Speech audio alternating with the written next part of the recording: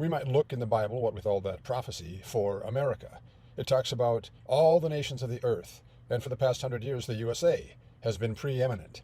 100 years is nothing in history, and the northwestern hemisphere is a fraction of the globe.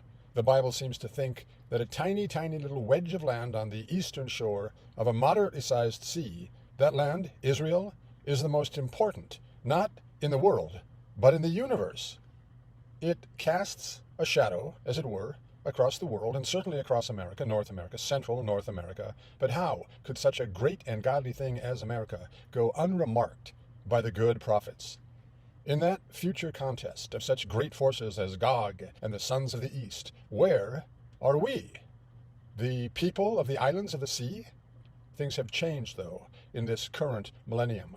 I now think the USA is counted among the mere nations, no special country set apart, no people serving God and coupled in amity with Israel. How could this happen from such a sacred and special beginning, like a city on a hill, like a family called out from the nations, like a child of the king? Are we now no more than a wastrel living with pigs? Of course, it could be that we were never anything more than that, a nation blessed as nations sometimes can be, but with no special blessing, only of being used for a certain purpose. A golden chamber pot is no more noble than one of clay. This is a dark view, grim, and it disregards, perhaps disrespectfully, the highest aspirations of our history. If, however, our American dream is just a fantasy, a national myth, such as every nation has, different only in our idealism, well, there is much to be said for a myth that is an ambition. But we must know reality for what it is. I say we must, even if reality makes us unhappy.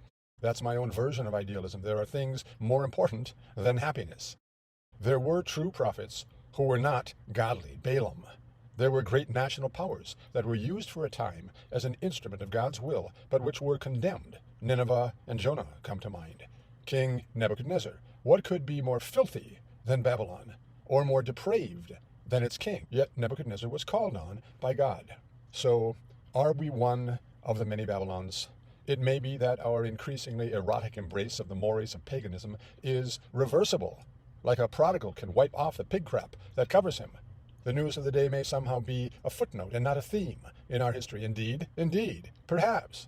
I don't wish to be direful, optimist, pessimist, realist. You know who is happy. It must be a temperament thing. I crave reality. Given almost every lesson of history, what does it take to reverse a civilizational trend? Revolution, catastrophic invasion, plague, decades of famine. You see the magnitude. It's not a law of history, it's just a pattern. So far, all America has in terms of tragedy is worthless leaders, sometimes. The answer, of course, is to stop caring about idealism and work for what is attainable. What's left to fight for? The leftist hatred of actual free speech? That's diagnostic, always totalitarian given power. We no longer live under a constitution with the rule of law. We just don't. Law is whatever current and progressive opinion would have it to be. If I gave examples, it would just be what's in the news. Our holding actions have inevitably, universally failed. Over time, we lose. Always. Always. Every victory was just a battle, not the war. Proof? America wills that it shall never win a war. Witness all the wars that we have won, then lost. The last one we did not lose in this way was Korea, and, my sweet naive friend, we will lose that one as well. It's what we do. Sometimes I'm just silent or silly. I don't want to be a negative voice, disloyal to what I have thought to be true. All we have is faith. In this case, a sort of hope that things are different than they seem, according to the evidence. Puts me in a bind, so I fall silent. Is it worth it to speak up? It's not that we're Babylon. There are many Babylons, always have been, and we are far less perverted than so much of the world. Or maybe we're more bent, given that we started out straighter. I'm not talking about human nature. I'm talking about founding institutions, our Constitution, the wisest of all human documents, for all that it was flawed.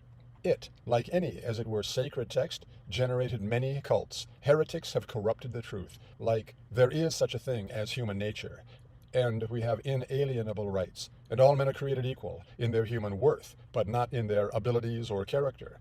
and freedom of speech and of conscience are the foundations of liberty, and liberty will always be lost to the greedy by the lazy, to the ruthless by the careless, to the cynical by the complacent. So it's not that we are one of the many Babylons, it's that we are in a culture of whores. The simple and true solution is that you, don't be a whore. Find your dignity, be truthful, never betray. The word magnanimous, it means great of spirit. That's the opposite of Babylon, monstrous of spirit. So what? So America the Beautiful, it's aspirational.